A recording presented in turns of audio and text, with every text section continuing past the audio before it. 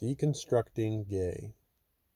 Now, this is a word that has caused many a fire in my life. It's a powerful word, and I think it's spellcraft at probably its strongest. So why I say this is because of something you can point to right here in this image. So AIDS, right? AIDS was this big 80s slash 90s epidemic that struck the world, and supposedly I remember hearing stories that it was derived from man messing with monkeys, and then it became this whole sodomy thing where only the gays are getting AIDS, or they're getting it in much greater quantities because a lot of them sleep around. And it was hard to say what was the true thing, whether it was through sodomy or it's because they sleep around and they're nefarious in that way.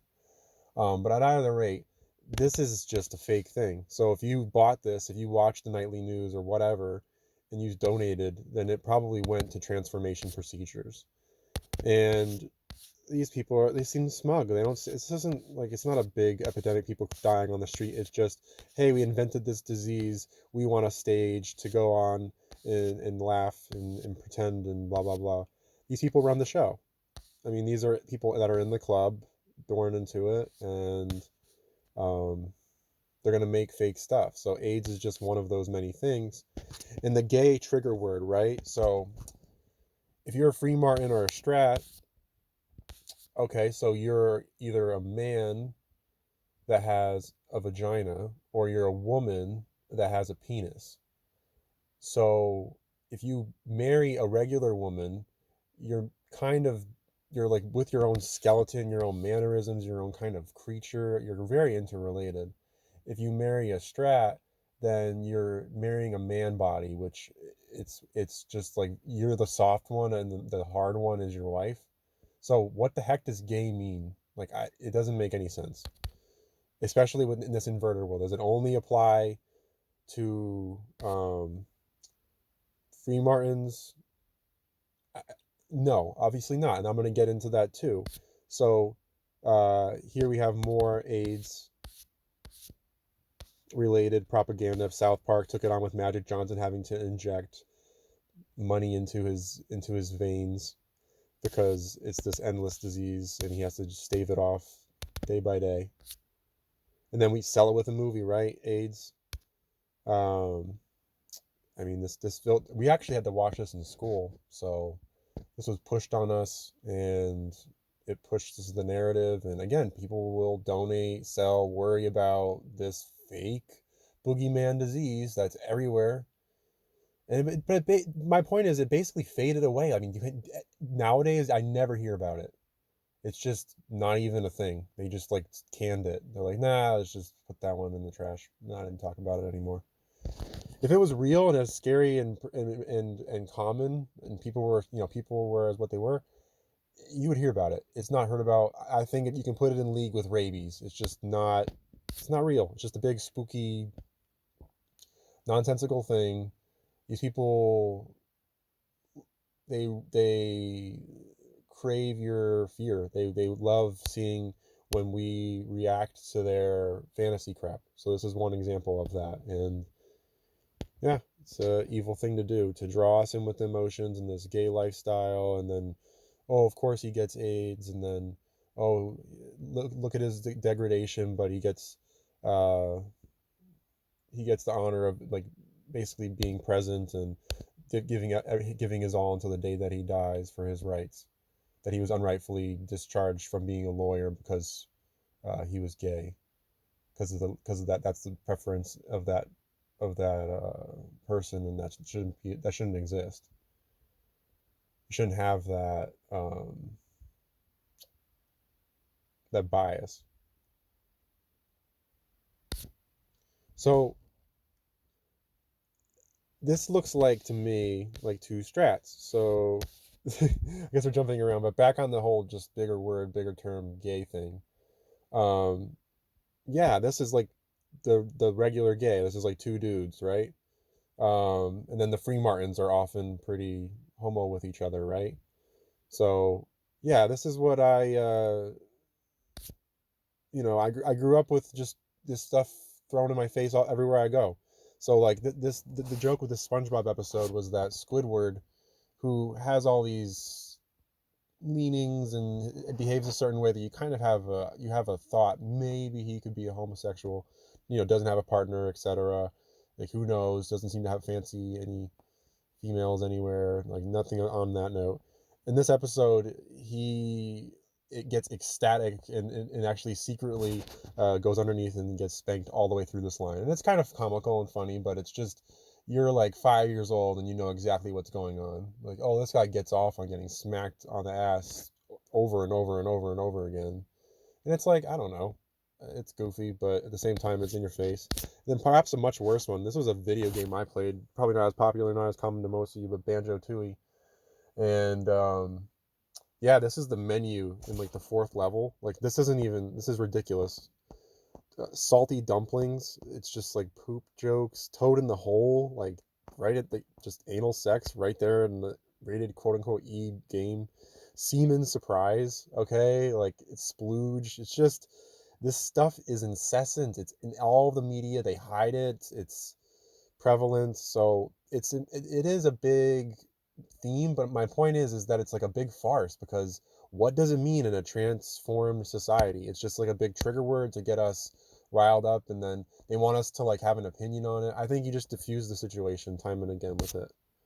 So yeah, then there's this. This is the main spellcraft of it. So gay means happy, right? It's, oh, if I'm gay, I'm happy. They associate it with the rainbow. Look at this picture. There's rainbow. It's every color. It's like, oh, I just accept everything. I'm the most accepting person because I'm gay, and they have to make this big heroic arc for themselves.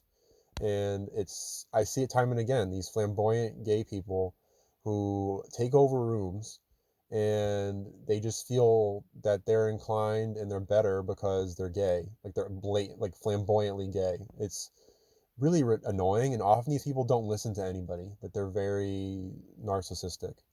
So I mean, that can be anybody, but I'm just saying, I've also met gay people that seem to be great. So I don't know for certain. That's what I'm getting at. But that characteristic is often associated with taking over a room and thinking that like everybody else is ridiculous except for you because you're a flamboyant homosexual. So again, this is the same thing I was just hitting home. Like, broad shoulders on the women and rounded for the men. Rounded, no chin for the men. Look at that. Oh my God, look at those broad shoulders. That neck way up, head all way off the shoulders. This is just what it is. I mean, so I was in gender inclusive housing when I was living with my partner a little while back. And yeah, I mean, they would just talk about this stuff all the time. This is where this all started for me with this whole trans thing. I never really gave it any mind. I tried to like pretend like the whole activity and notion around it wasn't anything, because it just seemed too crazy. Like, why would you want to change your sex? But then when they're born into it and there's like surgeries around it because they want to look a certain way, it makes more sense. It's a whole different understanding. So anyways, while I was there, I just got a lot of standoffishness, and I don't know why. And I think it's due. I didn't know at the time, I should say. I think now I know it's due to the fact that like I don't really talk about this whole gender thing, and it's not such a big factor with my identity, and I don't, for obvious reasons. I mean, for regular people, we don't even know. We just think the whole thing's crazy. It's chaotic, but this is their life. This is how they want to spend it. They want to spend it worrying about nonsense like this, and that's, you got to let them do that, like whatever. Okay, so yeah, just like, who has the big trachea covering it up with the, I mean, it's just everywhere. It's like like, literally every single person here is a trans invert, like, and mate, like what does gay even mean? And then yeah, you have this notion of just this association with rainbows and butt stuff, and it's where you poop. It's where we poop. You can't put your dingle dong where you poop. You can't put it where your partner poops. And I think a big part of the reason people do this, I think, is because free martins often have micro penises, right?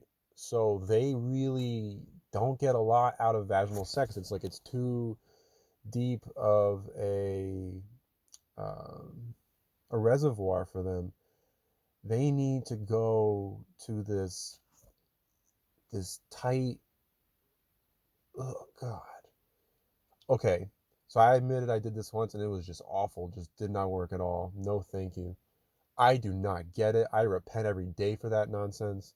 What the But now that I see the world for what it is, if you're really that twisted, you think that, you know, you're just looking for pleasure and you don't care about the ramifications of getting poop in your system through your urethra, then you go ahead and do that. But I don't recommend it and I don't think that's a smart thing to do.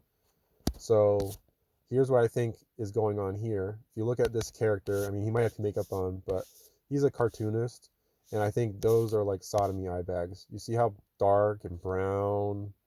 Like, this is somebody who, like, that doesn't look normal. Like, is he just wearing sunglasses all the time? Is that what the excuse is? But if you look at any pictures of this guy, his name is Craig McCracken. He made Powerpuff Girls and um, I forget the other show, like Foster's Home for Imaginary Friends and whatever.